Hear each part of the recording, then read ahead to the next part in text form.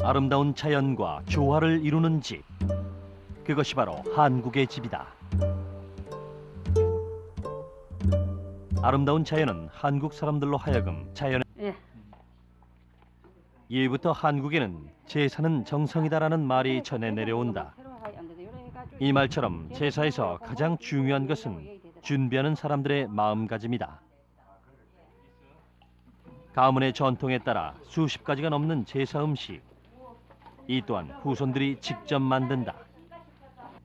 유난히 손이 많이 가는 음식들은 모두 옛 조상들이 즐겨 드시던 전통 음식들. 고춧가루, 마늘 같은 강한 향신료를 쓰지 않고 음식에 진한 색을 내지 않는 것이 원칙이다. 귀한 음식을 담는 제기 또한 소중히 다루는 것은 기본. 특히 놋그릇은 여러 제기 중에서도 특별하다. 이 놋그릇은 몇 년이라 그럴 것도 없이 뭐 오래 쓰죠. 수십 년 쓰죠. 이거 지금 앞으로도 이게 수십 년 더 내려갈 수 있어요. 이거 대웅 몇 대를 물리는지 모르죠. 몇 대를 물리지 이거는.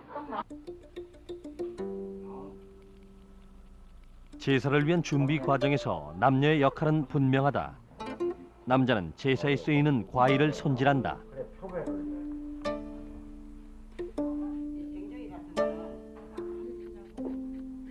그 외 대부분의 준비는 집안의 며느리들, 여자의 몫이다.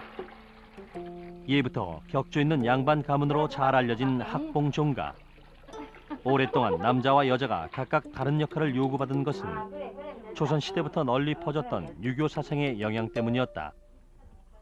특히 학봉 가문이 터를 잡고 있는 이곳 안동지방은 예로부터 한국에서도 종가의 개념이 강하게 자리 잡고 있는 곳이다.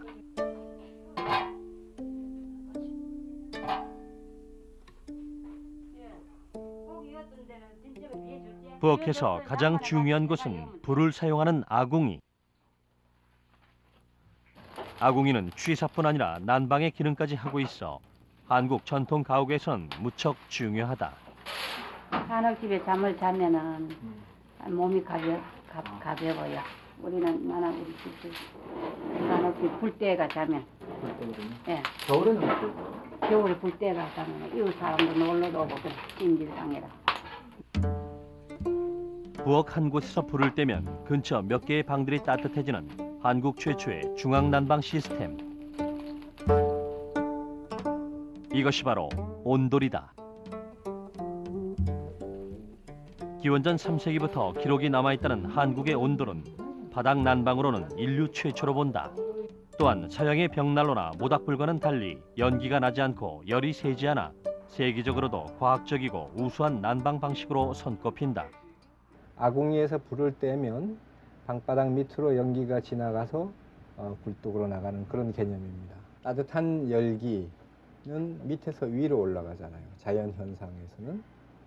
그리고 뭐 불꽃도 그렇고 열기도 그렇고 연기도 그렇고 모두 다 밑에서 위로 올라가는 그런 것인데 바로 그 원리를 이용했다는 거죠. 그래서 우선 그 연기가 구들장을 데우면 방바닥 전체가 따뜻해지고 한면으로는 열을 충혈하면서도 방 안으로 열기를 발산해서 방 아래 부분부터 뜨뜻해지기 시작하면서 위로 쓱 열기가 상승하고 또 천정 부위 부분에서 식어지면 다시 내려와서 방바닥 부분에서 다시 가열이 돼 가지고 올라가고, 이 순환 원리가 자연 원리 그대로라는 거죠. 그러면서도 연기에서 열기만 쏙 빼는 그런 점에서도 굉장히 지혜로웠던, 우리 조상들이 상당히 지혜로웠던 것 같아요.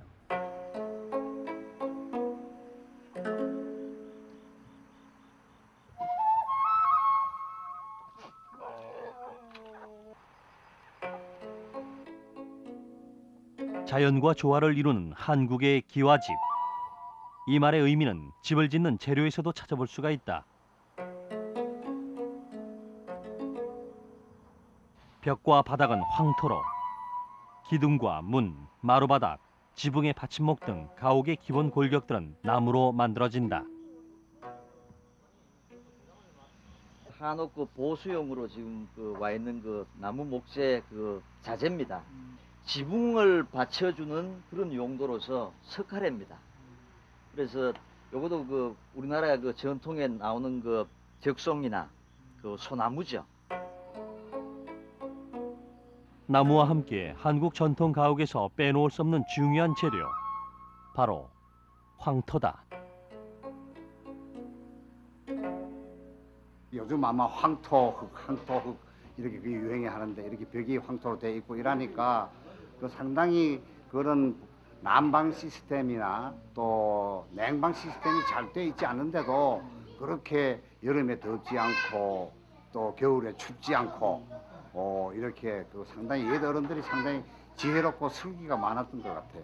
예, 상당히 그 일반 양식보다는 그 몰라 이 풍습에 너무 젖어서 그런지 몰라도 상당히 운치가 있고 또 여러 가지 건강적으로도 좋다 그러고 그런 거예요.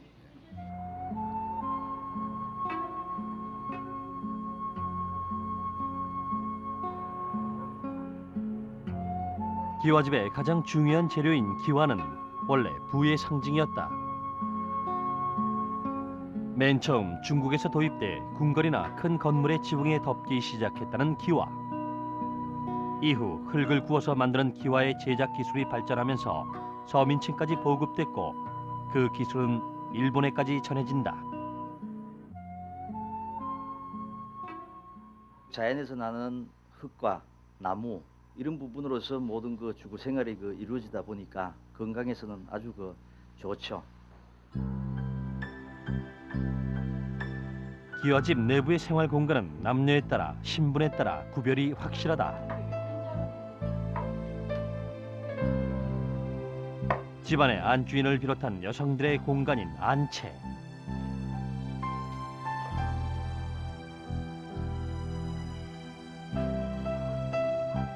사랑채는 남자 주인이 기거하며 손님들을 대접하는 공간으로 이웃이나 친지들이 모여서 친목을 도모하고 어른이 자녀를 교육하는 공간이 되기도 했다. 옛날에 남녀 7세 부동석이거든. 남녀 7세 부동석이기 때문에 갈수록 남자는 방에 거치하고 여자는 그 안방에서 거치하고 이런 때문에 우리는 그걸 예로 알고 컸어요. 옛날 그 우리 생활 구조가 남자와 여자는 우선 그 제사에 같이 참석하는 뿐만 아니고 생활 공간이 완전히 분리되어 있습니다. 밥도 그 남자는 별도로 차려가지고 사랑으로 가져가고 여자들은 안에서 같이 먹고 아마 저도 가깝게 저 기억에 어머니 아버지가 한 방에 같이 주무신 걸 보지를 못했습니다.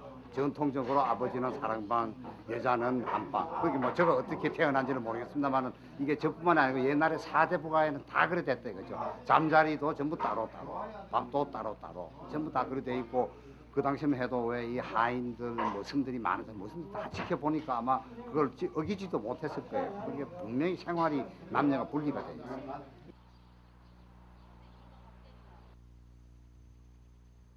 그리고 대를 이어온 종갓집에서 빼놓을 수 없는 공간, 사당. 조상의 신주를 모시기 위한 공간으로 집안 내 가장 높은 곳에 위치한다. 안방, 뒷방 또는 아랫방, 윗방 이런 식으로 부르는 것은 그 방의 위치를 얘기를 하는 거거든요. 근데 그것도 가만히 보면은 불과의 거리를 가지고 우선 기본으로 해서 부르고 있습니다. 그래서 이제 아궁이에 가까운, 그러니까 부엌에 가까운 방은 아랫방, 또 그 한 칸 건너 있는 것은 뒷방 또는 사랑방 또는 뭐 건너방 이런 식으로 되고요. 또 다른 측면은 이제 이 난방 방법이 우리 좌식 문화를 만들었거든요. 그리고 좌식 문화, 그러니까 방바닥에 밀착된 생활에서는 방바닥이 그때 기능이 변하잖아요. 거기에 밥상 갖고 오면 식당이 되고 바느질하면 가사실이 되고 또 잘 때는 침실이 되고요. 그래서 뭐 이불이든 밥상이든 많은 것들이 전부 접어서 치우게 돼 있는 그런 문화잖아요. 그러니까 방이라는 공간이 어찌 보면은 중성적이고 목적이 중성적이고 그리고 그때그때 변화해서 가변적이고요. 그리고 또 다목적적이고.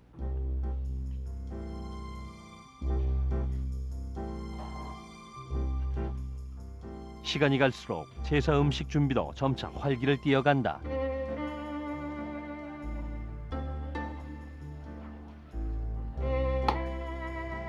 조상을 위해 정성껏 마련하는 제사 음식. 하지만 그 재료들은 각 지역의 특산물을 위주로 준비하기 때문에 지역마다 약간씩 차이가 있다. 특히 안동 지방에서는 제물을 빌 때 반드시 생고기로 준비하는 것이 특징이다.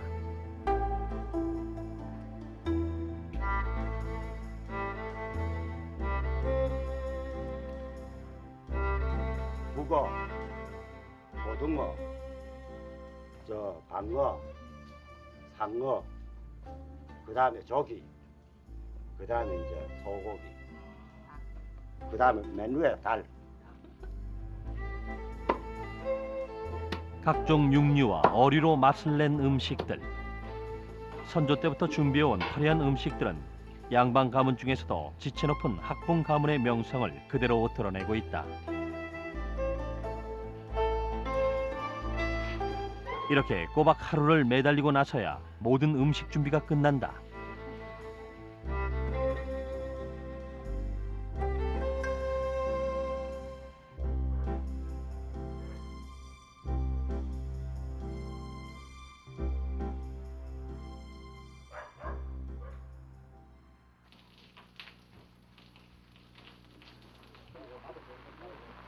음력 8월 15일 대보름, 추석 명절. 아침부터 사랑채는 전국에서 모여든 수십 명의 종가 후손들로 북적댄다. 오랜만에 만난 사람들은 옷을 갖춰 입고 예를 갖추며 서로의 안부를 묻는다. 관당하시고 올라가도 날이 돼가지고 못 돼. 집안의 어른은 정갈하게 옷을 갖춰 입고 차례를 올릴 준비를 시작한다. 산소는 그럼 발견 다 다니는 거예요? 그리고 가문의 모든 후손들이 함께 사당으로 향한다.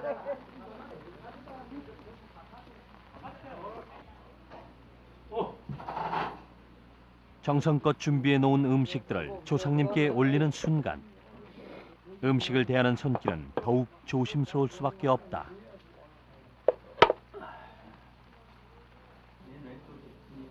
특히 음식을 제단 위에 올릴 때는 몇 가지 특별한 법칙을 따르는데 어류는 동쪽에, 육류는 서쪽에, 붉은 음식은 동쪽에, 백색 음식은 서쪽에 놓는 것과 같은 것이다.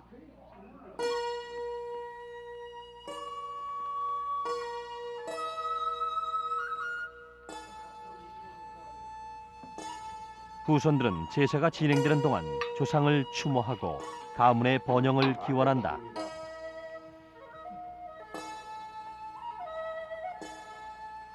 이렇게 수십 명이 단체로 진행되는 제사는 이미 한국에서 보기 드문 풍경이지만 제사는 종가의 후손들에게 자신의 뿌리를 확인하게 하는 좋은 기회가 된다.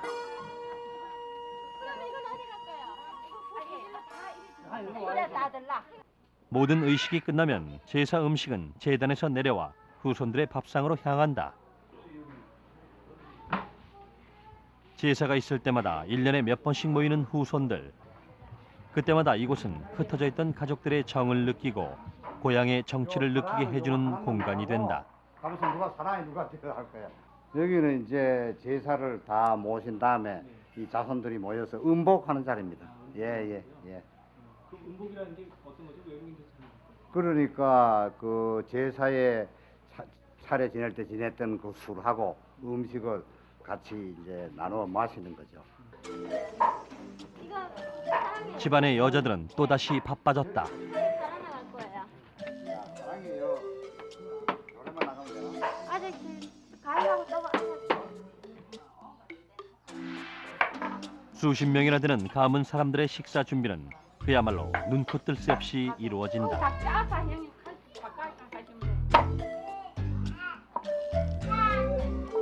바쁜 하루였지만 마음만큼은 넉넉하다.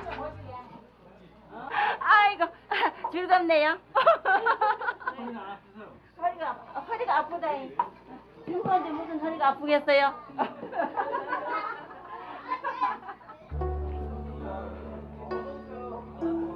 남자 손님들이 모두 모여 식사를 하는 공간은 사랑채와 연결된 대청마루.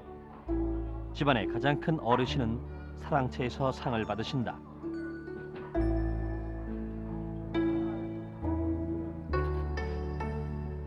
예나 지금이나 학봉 가문의 후손들은 옛 기와집이 그어놓은 선을 엄격히 지키고 있다.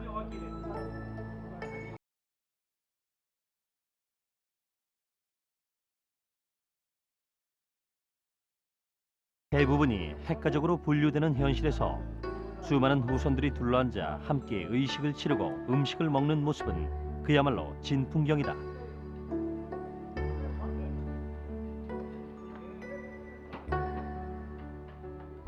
남자들이 사랑채에서 큰 상을 받아 식사를 하는 것과 대조적으로 여자들은 안채에 모여 따로 식사를 한다. 떠들썩하지도 격식을 차리지도 않은 여자들의 식사는 단촐하지만 자연스러운 모습이다. 남자와 여자를 엄격하게 분리했던 기와집. 사람들은 그 전통을 자연스럽게 받아들이고 오래 이어왔다. 사람과 집, 한국인과 기와집은 그래서 잘 어울린다.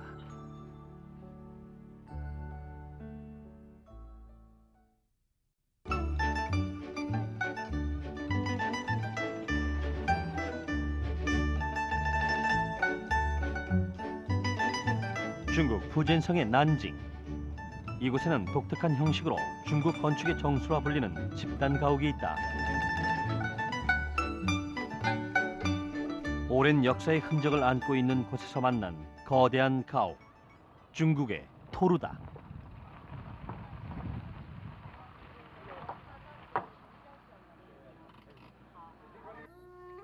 푸젠성을 중심으로 중국 남부 지역에 분포되어 있는 토루는 보기 드문 형태의 전통 가옥이다. 원형의 높은 외벽, 마치 로마의 원형 경기장을 연상시키는 토루의 외형은 아주 독특하다.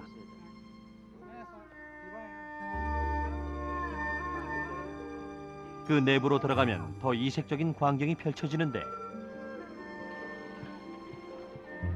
마치 아파트를 연상시키는 3층 높이, 견고하게 다져진 원형 마당, 그 한가운데 공동 우물이 있다.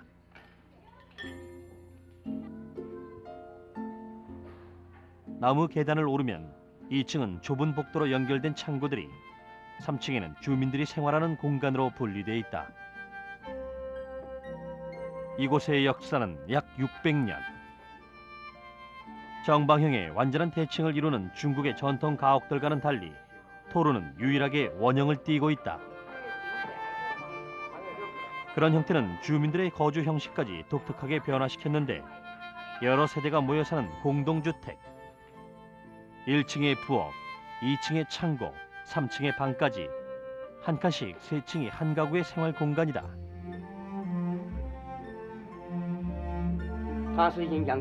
그런데 이곳의 촌장은 건축의 기본 원리만큼은 중국의 전통 사상을 따랐다고 말한다.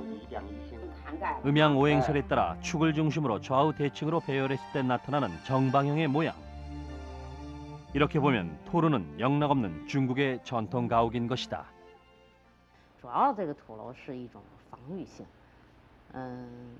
它产生在明代，因为这个沿海地区嘛，就有很多那个什么抢劫啊这样子的。然后这个族的人呢，他们就用这个土楼这种形式嘛，就是它的防御性比较强，而且呢，它居住的比较集中啊，防御性又非常强。然后从一种这个非常就是当地人他非常习惯的一种居住方式吧，就这么延续下来了。 중국 북부 지역의 전쟁을 피해 이곳으로 정착한 주민들인 객가인. 하지만 타지 사람들을 배척하는 원래 거주민들과의 충돌을 피할 수는 없었다. 그래서 선택한 방법은 약탈과 침략에 대비한 요새 같은 집이었다. 튼튼하고 높은 집, 그 형태는 흙이 있어 가능했다. 이 지역의 황토는 점성이 강하고 쉽게 구할 수 있어 높고 튼튼한 요새를 짓기 위한 훌륭한 재료가 되었다.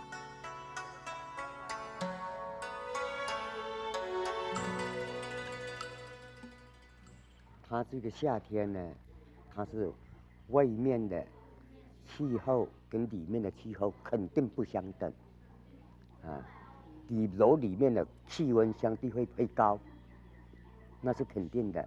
那这样子的话呢，它这个气流要起到平衡，我刚才讲了，它就外面的冷空气跟里面的热暖流互相调剂。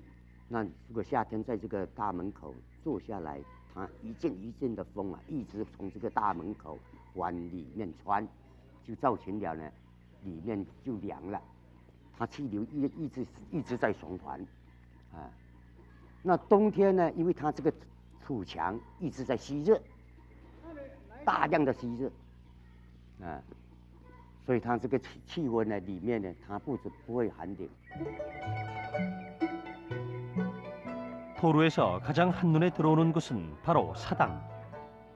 특히 황씨의 집성촌인 이곳에서 한 조상을 모시고 있는 사당은 조상 숭배의 공간이자 종교적 의식의 장소로 중요하다.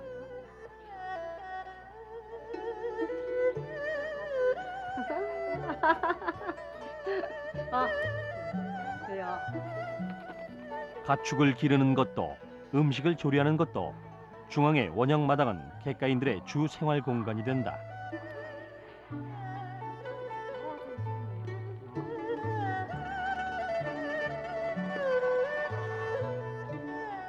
천년 전 객가인들이 처음 정착한 곳은 지형이 험한 척박한 땅.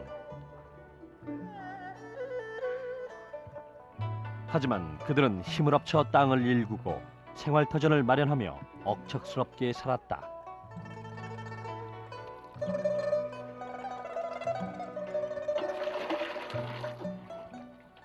当时呢，主要是你山里人主要是靠山，我们的传统工艺是搞竹编的，竹编，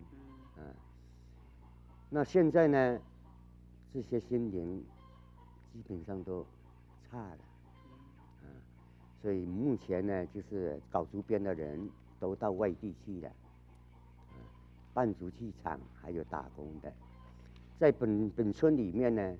他是靠种粮食供应自给，还有种茶，其他的果树有一部分。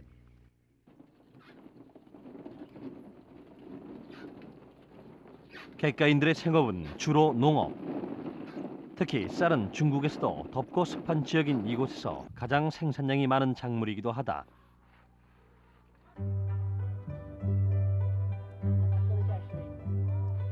주식이 되는 쌀 이외에 이곳엔 유명한 것이 또 하나 있다. 그것이 바로 대나무.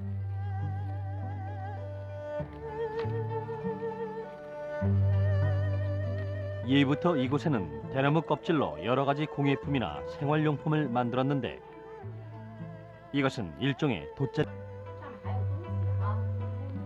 17살, 14살 학생인 아이들도 오래전부터 부모와 떨어져 살고 있다.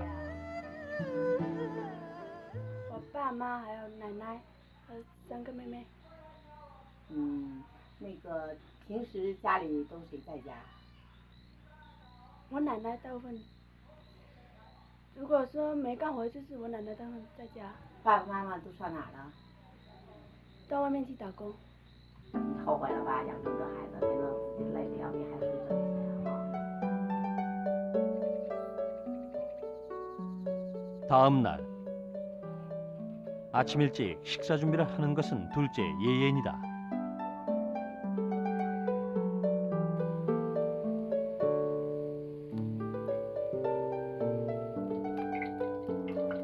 제법 능숙해 보이는 모양새가 하루 이틀 해본 솜씨가 아니다.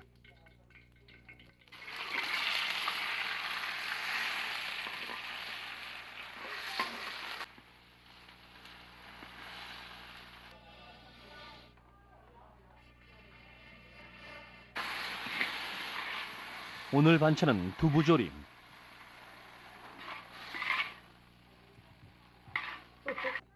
그리고 삶은 돼지고기가 어제 조금 남았다.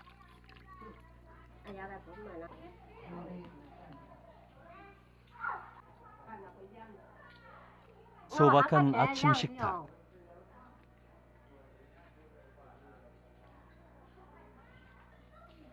네 명의 아이들이 모두 초등학교와 중학교에 다녀 빠듯한 살림이지만 부모 대신 아이들을 키우는 할머니는 끼니 걱정 없이 함께 모여 식사를 할 수 있는 것만으로도 행복하다.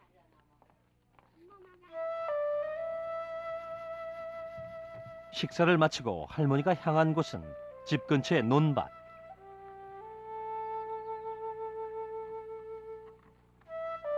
평생 땀을 일구며 살아온 할머니는 벼를 재배하고 바나나를 키우며 손주들을 먹이고 교육시켰다.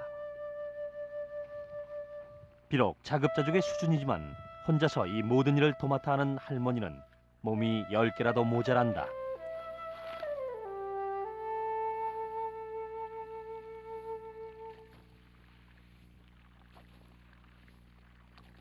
这个只有种稻子、养一塘鱼，其他没有种什么，不会剩下很多钱。就一个儿子和一个媳妇去出门打工啊，不赚很多钱。 갑자기 내리는 비에 일이 일찍 끝난 할머니. 오랜만에 근처 사찰에 들렀다. 때묻지 않은 소박한 사람들. 무엇을 빌었을까? 像赚钱嘛啊，平安也有赚钱。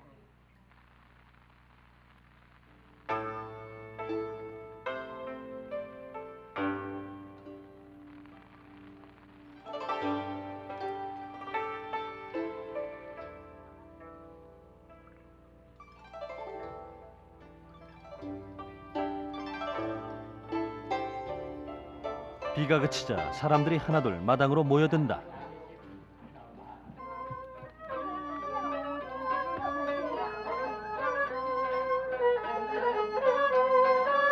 도루에 살고 있는 사람들이 거의 모두 모인 자리.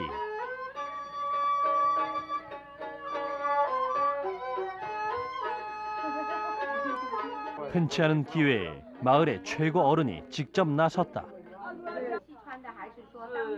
그리고 이어지는 아주 특별한 연주.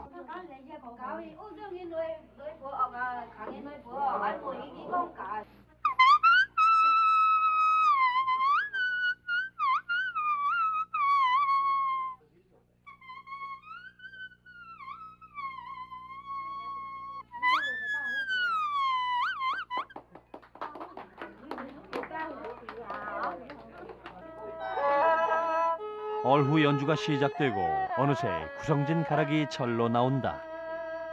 刘人买送报纸啊，挂彩人手钱呀。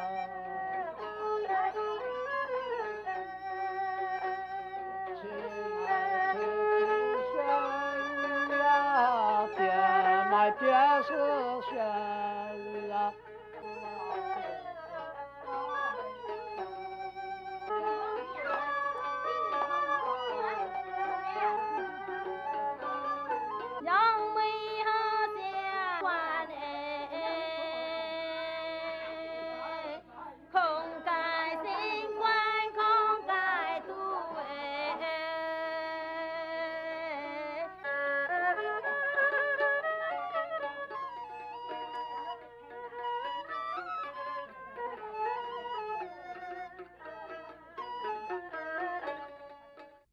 因为住在这边，交通各方面，它相对跟城市相比，那差太多了。但是我们这个村庄一天有3部的车通往县城，走路比较不方便，崎岖的山路。但是呢，他习惯了，走这个崎岖的山路也是一个人生的享受，一个锻炼。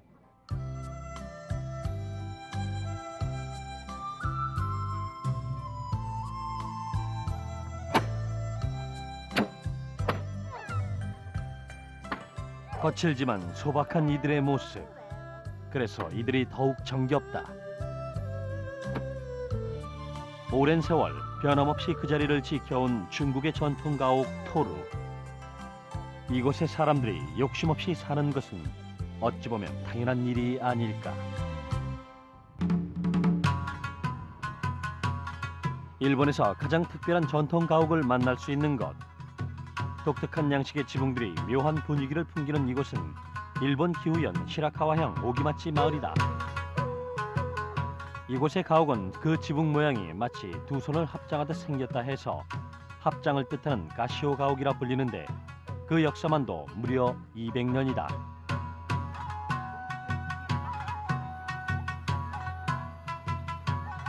오랫동안 원형을 유지해온 가시오 가옥. 하지만 내부의 모습은 많이 달라졌다.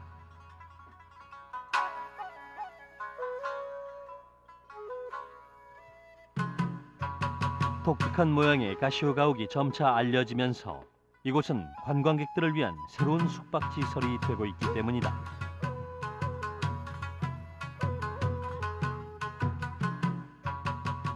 こういうふうに台所ももともとここにありましたけど、なんていうの、近代的な台所じゃないので、ネズミはおる、ゴキブリはいる。暗くて嫌だったんですよ、ちっちゃい時。で、合掌造りには住みたくないなと思ってたんですけど、今は考え方は違います。子供の頃だから。 아직까지 곳곳에 남아있는 역사의 흔적. 일본 전통 가옥의 가장 큰 특징인 다다미도 물론 그 중에 하나다.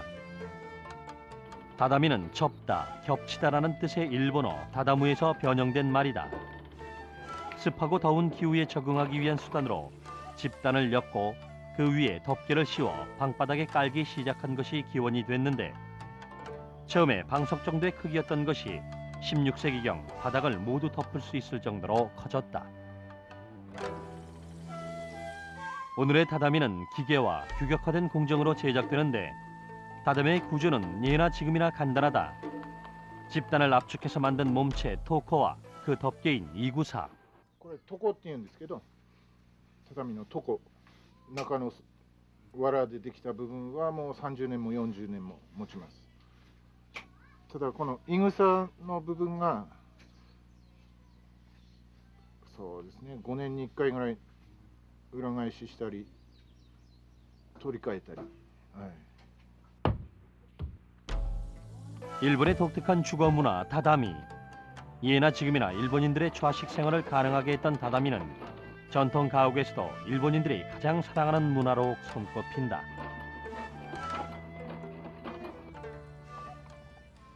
現在のようないぐさのですね織り込んだ形になったのはもう平安時代の頃からですね、大体そのぐらいからなってきまして、で当時はですねその畳というものは選ばれた身分の高い方しか使えないものでした。 200년이 넘도록 그 원형을 간직하고 있는 오기마치 마을의 가시오 가옥. 아무리 관리를 잘한다 해도 초가집이 그 오랜 세월을 견뎌내기란 쉽지 않은 일인데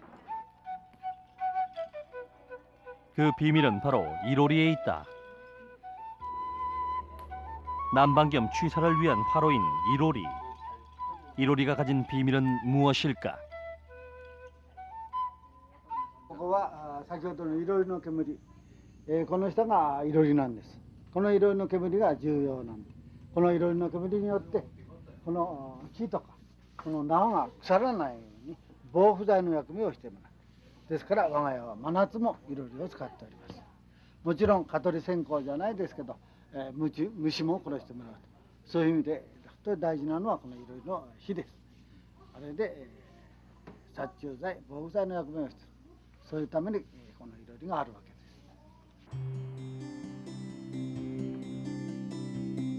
가시오 가옥의 지붕은 양쪽 면으로 경사를 지며 책을 반쯤 펼쳐놓은 듯한 모양의 맞배 지붕 형식이다. 하지만 무엇보다 지붕 양쪽 면의 경사가 60도가 넘을 정도로 가파른 것이 특징이다. これはですね、工業用住宅といいますか、中で2階でですね、養蚕をしておりました。ですから広いスペースがいるということですね。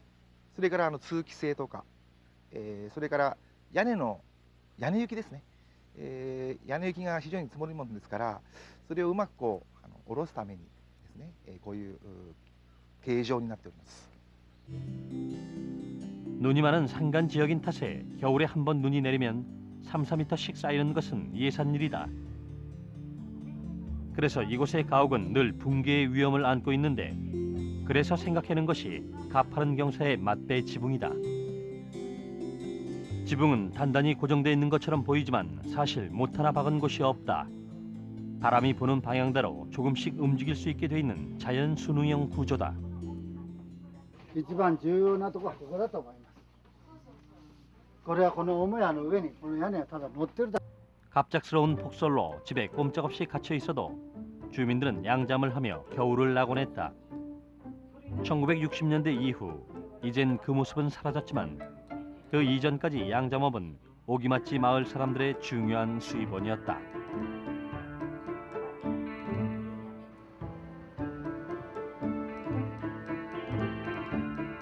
질 좋은 견사 생산지로 유명했던 이곳의 명성은 사라졌지만 그 모습을 재현하려는 주민들의 노력은 놀라운 수준인데 바로 지붕가리. 오기맞지 마을의 지붕가리는 그야말로 놀랍다. 昔から、大勢の人で、助け合いでですね、屋根拭きとかはしてきました。今でも屋根拭きに大きな合掌造りの屋根拭きは、助け合いでね、地区住民が大体集まって300人ぐらい集まります。そして共同作業でその家を守るんやと、そういうふうに、保存しておりますけどね。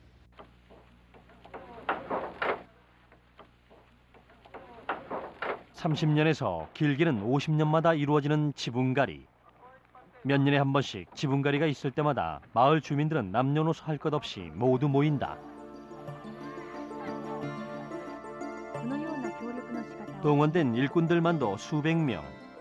하루를 쉬지 않고 일해야 겨우 한쪽 지붕이 끝난다.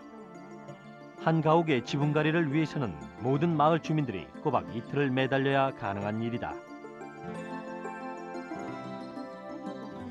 지붕가리 외에도 매년 겨울이 끝나고 봄이 되면 눈에 의해 지붕 곳곳이 벗겨지는데 그때마다 크고 작은 보수가 이어진다. 100여 채가 넘는 가옥들을 손수 돌보는 주민들.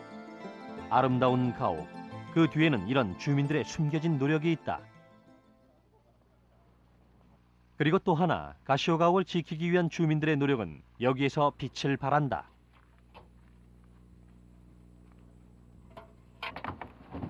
가시오 가옥 한 채당 소방시설 2. 화재에 대비해 일일이 집 앞에 소방시설을 갖추고 1년에도 몇 번씩 마을 주민 모두가 동원되는 소방훈련을 실시한다.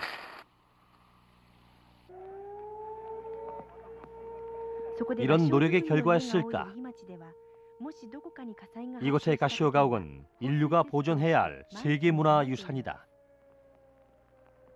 でこの合掌造りって非常に今も火ね建てるわけなんですけど、非常に矛盾しているっていうか、火を焚かなくちゃいけない、いわゆる長く持たせるために燻製にする防虫ね、いろんな乾燥だとかいろんなことがあって火を焚かなくちゃいけないのに火災に弱いっていう非常に矛盾したんだけど、火に対して非常に気を配っておる。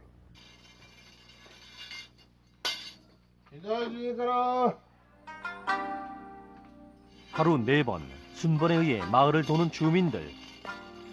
이들의 민간 신앙처럼 돌을 쫓는다는 쇠막대는 부모님에게 물려받은 것이고 다시 자녀들에게 물려줄 것이다. 세계적으로 아름다운 경관을 인정받은 마을. 하지만 그 뒤에는 이보다 더 아름다운 사람들이 마을을 지키고 있었다. 반듯한 고집스러움이 느껴지는 가오, 한국의 기와집.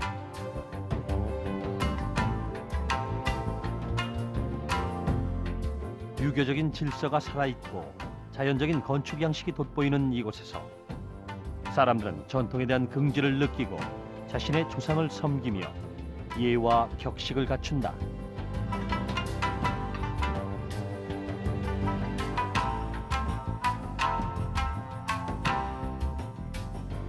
외부의 침략과 약탈을 막기 위해 지어진 집 중국의 토루.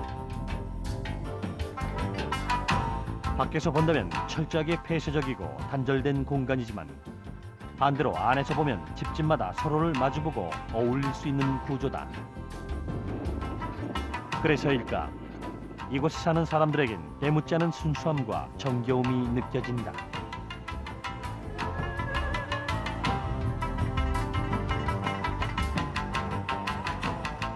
한국, 중국, 일본 너무도 다른 세 나라의 전통 가옥은 하나의 공통점을 가지고 있다.